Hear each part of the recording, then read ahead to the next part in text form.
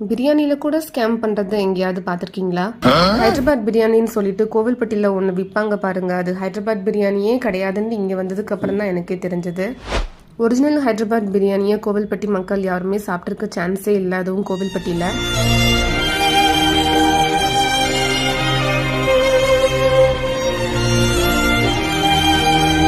இதுல ஹைலைட் என்னன்னா, ஹைதராபாத் பிரியாணின்னு சொல்லிட்டு கிரீன் கலர்ல கொடுக்கறது தான்.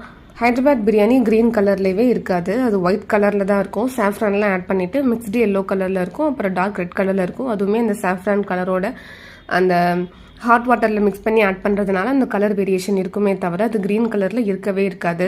ஸோ க்ரீன் கலரில் இருந்தால் அது ஹைதராபாத் பிரியாணி எப்படி அவங்க சேல் பண்ணுறாங்கன்னு தெரியல. ஈவன் அவங்க கூகுளெல்லாம் செக் பண்ணி பார்க்க மாட்டாங்களான்னு கூட தெரியல. நார்மலாக நீங்கள் கூகுளில் டைப் பண்ணி பார்க்கும்போதே தெரியும் ஹைதராபாத் பிரியாணி. இந்த பிக்சர் பார்த்தாலே ஈஸியாக ஐடென்டிஃபை பண்ண முடியும் அது எப்படி இருக்கும், அதோட ஸ்ட்ரக்சர் எல்லாமே. இந்த ஹைதராபாத் பிரியாணி நீங்கள் ஹைதராபாத்தில் ஒரு சின்ன ஹோட்டல்னாலும் சரி,